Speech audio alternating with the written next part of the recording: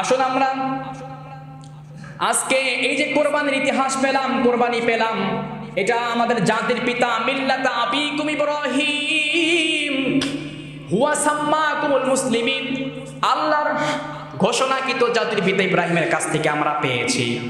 কিন্তু এই জাতির পিতা ইব্রাহিমের যখন জন্ম হয়েছিল না, সেই সময়ে ইরাকের বাবেল শহরে সাম্রাজ্য গড়ে তুলেছিলেন বাদশাহ নমরুদ নামের একজন ব্যক্তি। আল্লাহ রাব্বুল ইজ্জাত ওয়াল জালাল গোটা পৃথিবীর মধ্যে যে চারজন ব্যক্তিকে ক্ষমতা দিয়েছিলেন তার মধ্যে নমরুদ একজন জালেম বাদশাহ।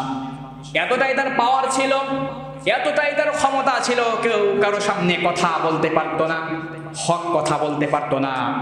বাক স্বাধীনতা, সমস্ত স্বাধীনতা কেড়ে নেওয়া হয়েছিল।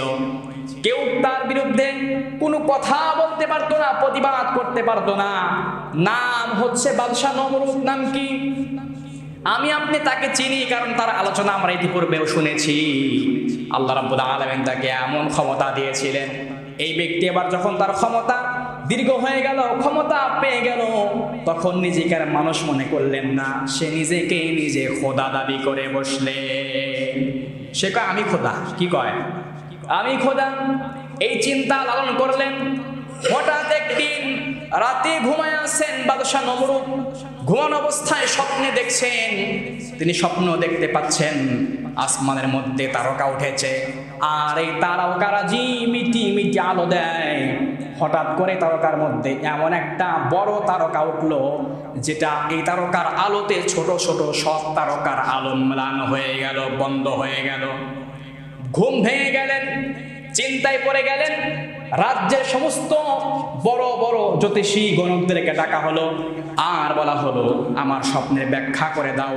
আমি স্বপ্ন দেখেছি আসমানে তারকা উঠেছে, কিছুক্ষণ পরে এত বড় একটা তারকা উঠেছে, আর ওই বড় তারকার আলোর পাওয়ারে ছোট ছোট তারকার আলো সম্ম্লান হয়ে গেছে। তার স্বপ্নের কথা সে যখন ব্যক্ত করলেন, গণকদের কাছে বললেন, তারা চিন্তা করলেন, এবার গবেষণা শুরু করলেন।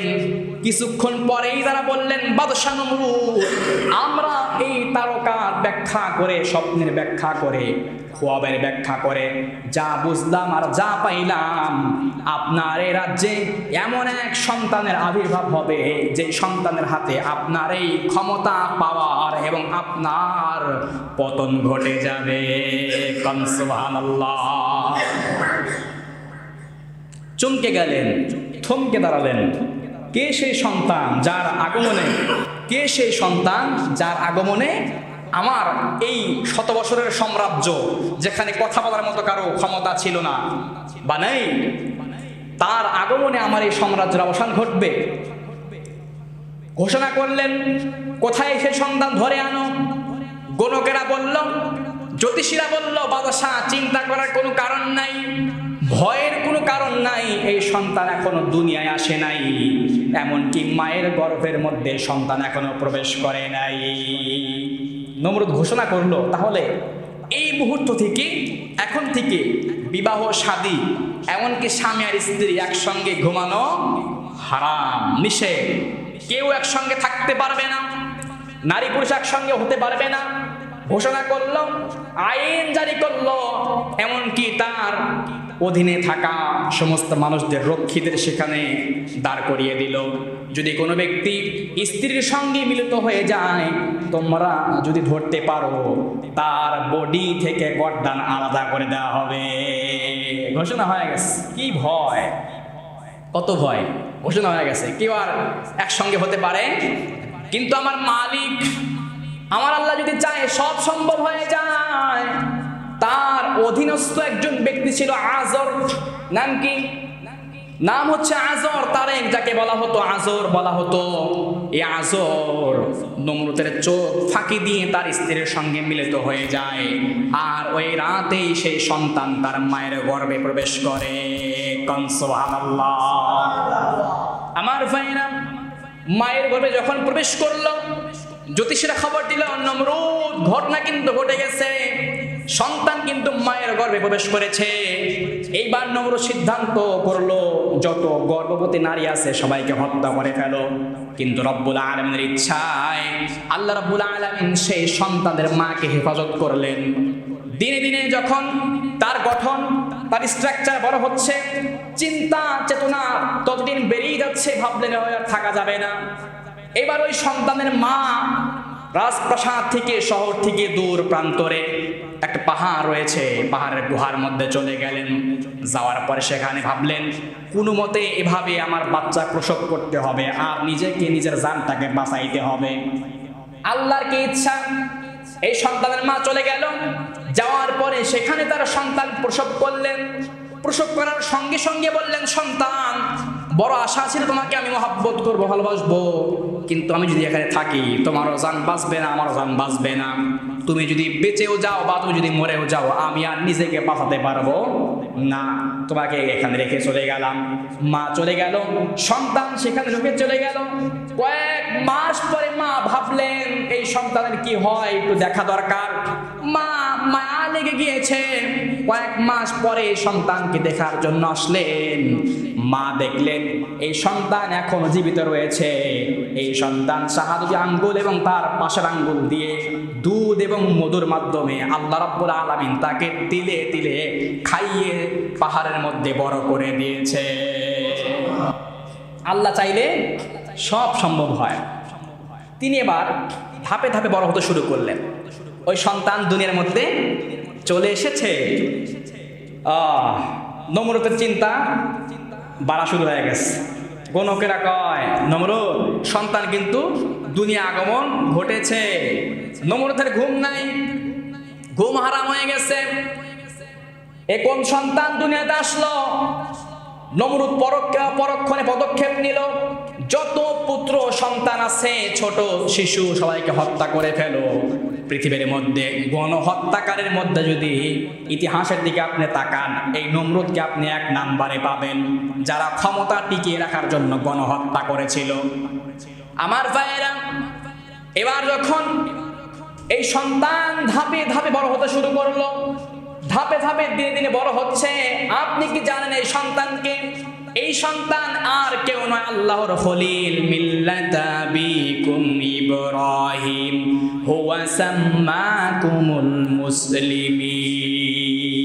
সুবহানাল্লাহ। এই সন্তান আর কেউ নয়, আমাদের পিতা, আমাদের জাতির পিতা আল্লাহর খলিল, যার নাম হচ্ছে ইব্রাহিম। ইব্রাহিম চলে এসেছে। এখন তিনি দিনে দিনে বড় হতে শুরু করলেন, বড় হয়ে গেলেন। ইব্রাহিমের মা তার পিতা আজরকে গিয়ে বললেন যে আমাদের যে সন্তান হয়েছিল এই সন্তান এখনো মরে নাই, জীবিত আছে। কোথায় আছে? পাহাড়ের গুহার মধ্যে। কয় তাহলে আমাকে সন্তানের সঙ্গে দেখা করায় দাও। ইব্রাহিমের পিতা সেখানে গেলেন, সন্তানের সঙ্গে দেখা করলেন। ব্যাখ্যা তাফসিরের ব্যাখ্যা এসেছে এই সন্তানের বয়স তখন 10, কেউ বলেছে 12, কেউ বলেছে 17।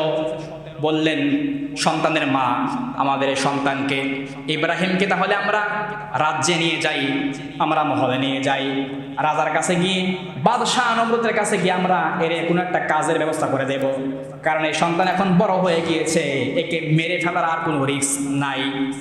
নিয়ে গেলেন সেখানে। ইব্রাহিম গুহা থেকে বের হলেন, পাহাড় থেকে বের হলেন, মা বাবার সঙ্গে আল্লাহর ইচ্ছায়, আল্লাহ কি না পারে, সেই নমরুদের প্রাসাদে চলে গেলেন। সেখানে তাকে কাজের ব্যবস্থা করে দেওয়া হলো পিতা ইব্রাহিমকে।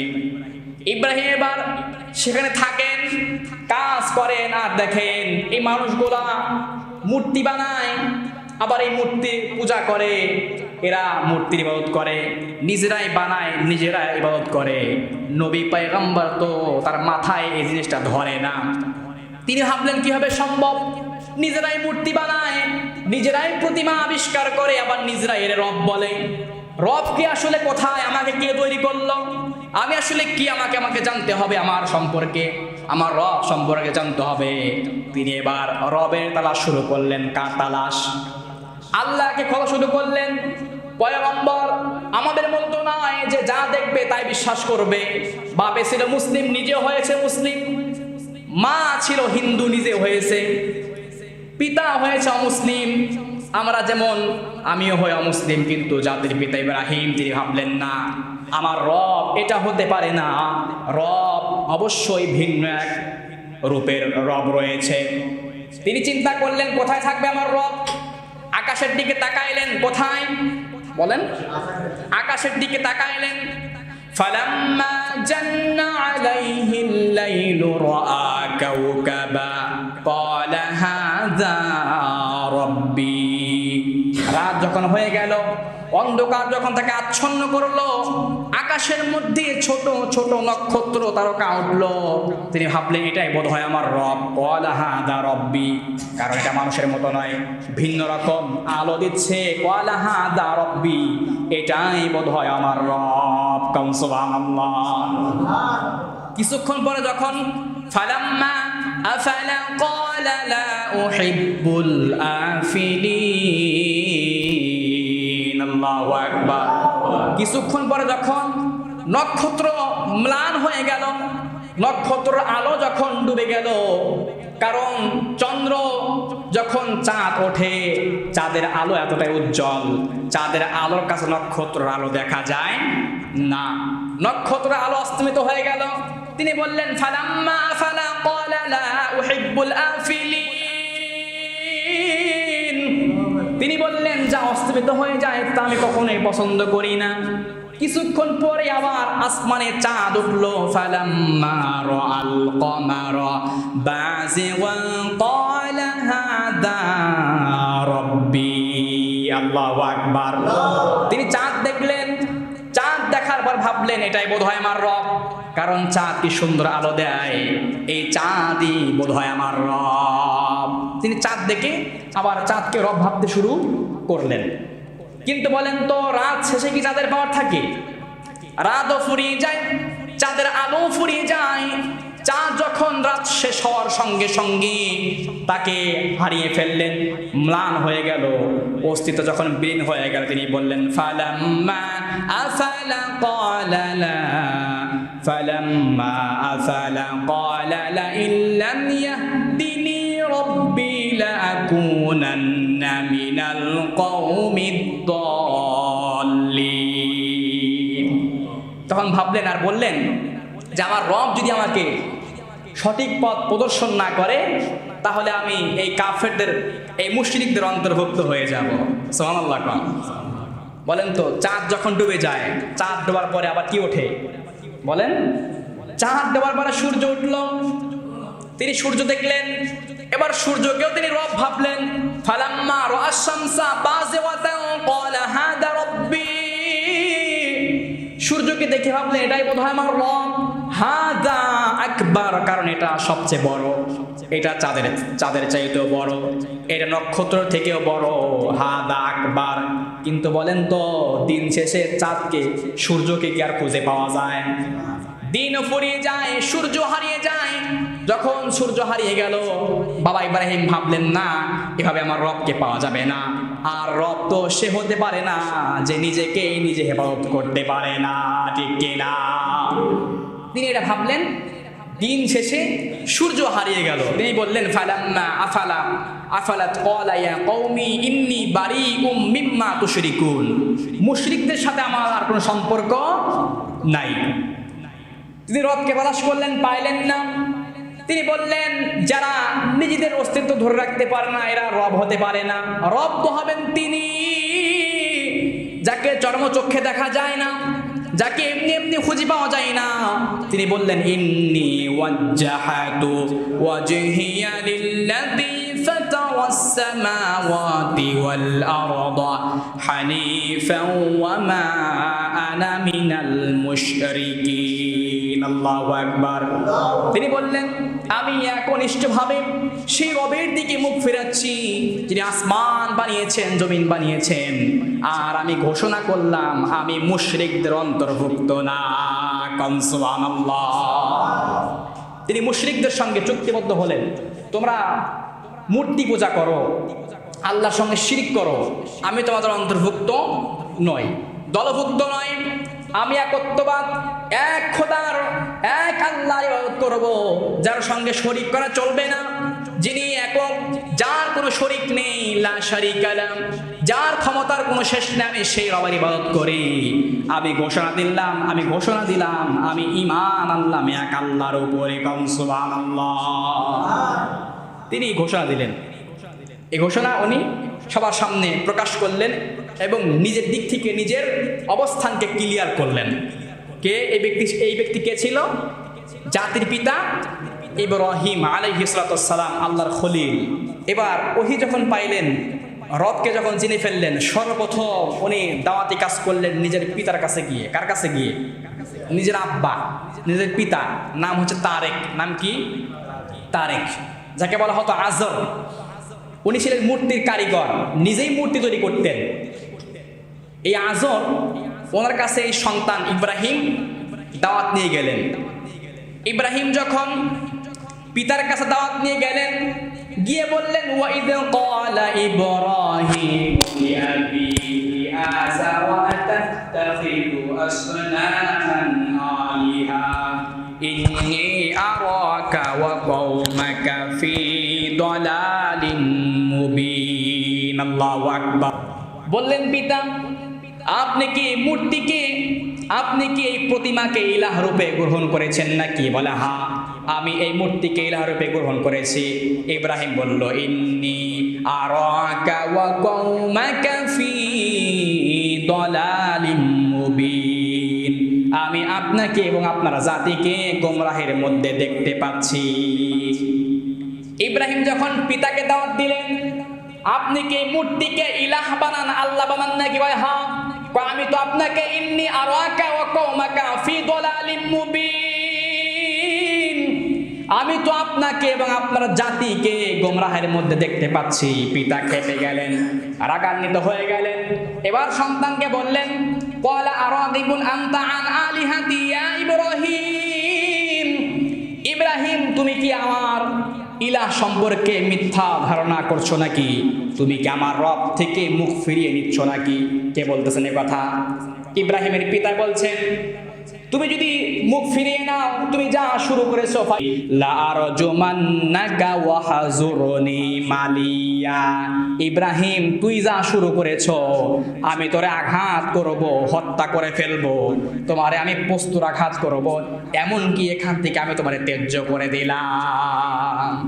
শুধু এই আল্লাহর দাওয়াত, একত্ববাদ, এক খোদার দাওয়াত দেওয়ার কারণে, মূর্তি থেকে মুখ ফিরিয়ে নেওয়ার কারণে তার পিতা তাকে ত্যায্য করে দিলেন। নাউজুবিল্লাহ পড়েন। দোষ কি ছিল? আল্লাহর কথা তার পিতাকে জানানোর জন্য, দাওয়াত দেওয়ার জন্য। তিনি হতাশ হলেন না, চিন্তায় পড়লেন না, তাকে ত্যায্য করে দিলেন। তিনি এবার দ্বিতীয় পদক্ষেপ শুরু করলেন। চলে গেলেন তার জাতির কাছে, তার কওমের কাছে চলে গেলেন। ইব্রাহিম তার জাতি ভাইদের কাছে যাওয়ার পরে বললেন ইয ক্বালা লিআবিহি ওয়া কওমিহি মা হাযিহি তামাসিলুল্লাতী আনতুম লাহা আকিফুন। আল্লাহু আকবার। জাতির লোকেরা, তোমরা যে মূর্তিকে, এই যে মূর্তি দেখা যায়, তোমরা কি এটাকে ইলাহ রূপে গ্রহণ করেছো নাকি? এটার পূজা করো, আরাধনা করো, আমি দেখি। তারা বলে হ্যাঁ, আমরা এটাকে ইলাহ রূপে গ্রহণ করেছি। ক্বালু ওয়াজাদনা আবানা লাহা আবিদিন, তারা বলল আমাদের পূর্বপুরুষেরা, আমাদের আব্বা দাদা, তারাও এই মূর্তিকে ইলাহ মেনেছে। আমরা আমাদের পূর্বপুরুষদেরকে দেখেছি, এজন্য আমরাও এই মূর্তির পূজা করি। জাতের লোকেরা এটা কয়, আমরা আমাদের পূর্বপুরুষদের দেখেছি, তাই আমরা এই মূর্তি পূজা করি। ইব্রাহিম বলে তোমাদের কোনো বুদ্ধি নাই, কোনো সেন্স নাই, কমন সেন্স বা সেন্স থাকলেও তো বোঝা যায় যে এই যাকে তোমরা বানাও বা তোমরা এদেরকে মানে রব হিসেবে গ্রহণ করে, এটা কেমন কথা? এটা কি তাই সম্ভব? কখনোই সম্ভব নয়। তোমাদেরকে বুদ্ধি থাকা দরকার। ইব্রাহিম বলল সাধারণ জ্ঞান থাকলেও তো এটা সম্ভব নয়। এটা কিভাবে সম্ভব?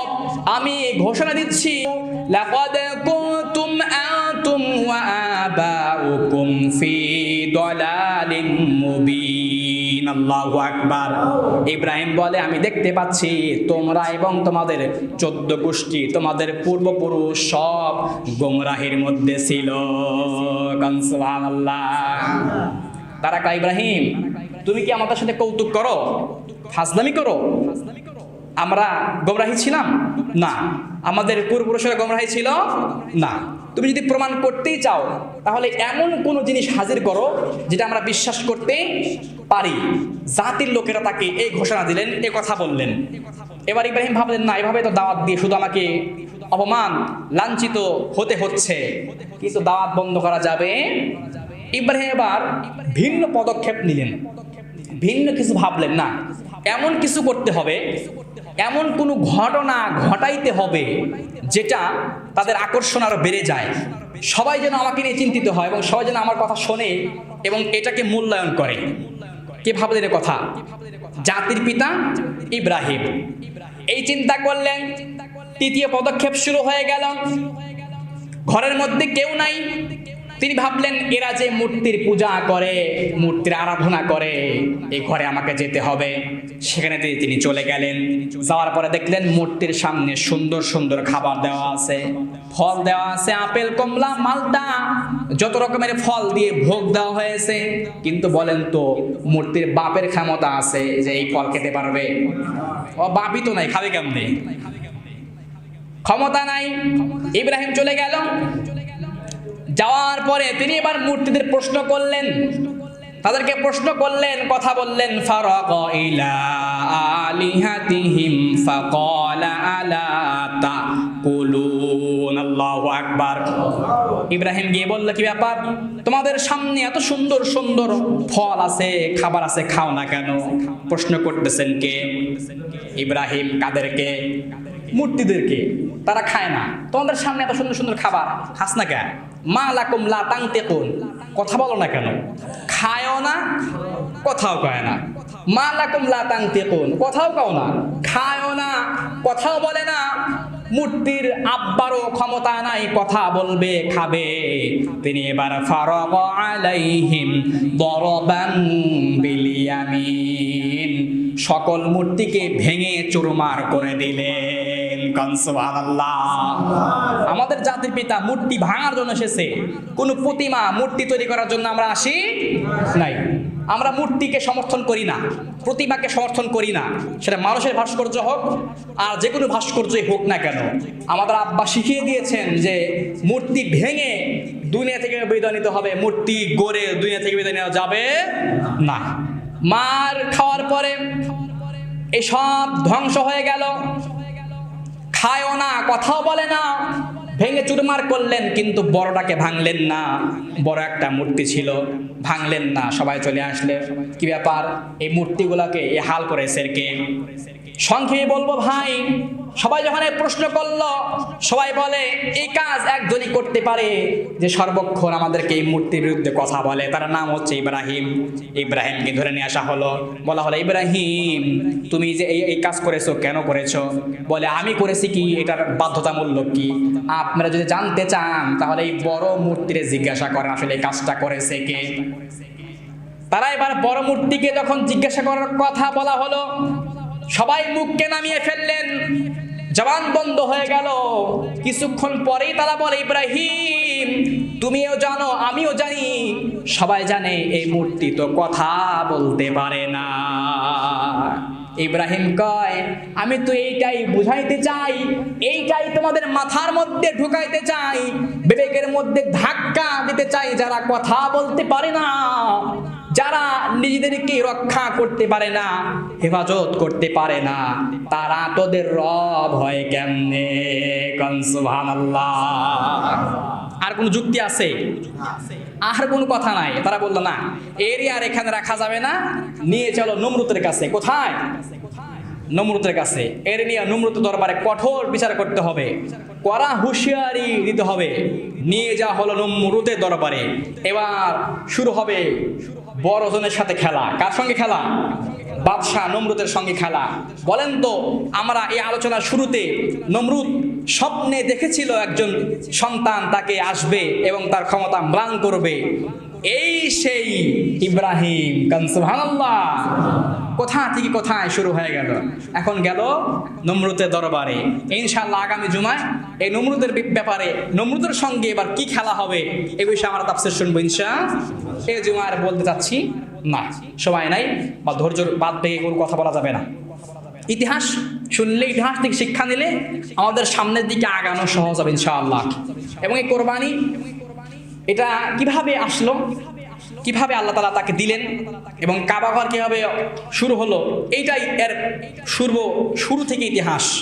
খ্রিস্টপূর্বে না খ্রিস্টাব্দে এই যে ঘটনাগুলো ঘটেছে সব খ্রিস্টপূর্বে, মানে ঈসা নবীর জন্মের পূর্বে, মূসা নবীর জন্মেরও পূর্বে। মূসা আলাইহিস সালাম এবং ঈসা নবী এনারা জাতির পিতা ইব্রাহিমের পরের প্রজন্ম, আর ইব্রাহিম তারও আগের প্রজন্ম। সুতরাং খ্রিস্টপূর্বে এই সমস্ত ঘটনা, হাজার বছরের ইতিহাস যত পড়বেন, যত ঘাটবেন, এবং এ সকল ইতিহাস আমি ইনশাল্লাহ কোরআন থেকে তথ্য সংরক্ষণ করেছি, কালেক্ট করেছি, যাতে সাধারণ ঘটনা বললে মানুষ এগুলো বিশ্বাস করতে চায় না, কিন্তু কোরআন দিয়ে বললে মানুষ বোঝে না এই কথার মধ্যে কোনো মিথ্যা থাকতে পারে না। ইনশাআল্লাহ আল্লাহ পাক ইলম বাড়িয়ে দিয়ে আমল করার তৌফিক দান করুক। হাযা মা ইনদি ওয়াল ইলমু ইনদাল্লাহ আলাইহি তাওয়াক্কালতু ওয়া আলাইহি উনীব। আসসালামু আলাইকুম ওয়া রাহমাতুল্লাহি ওয়া বারাকাতুহু।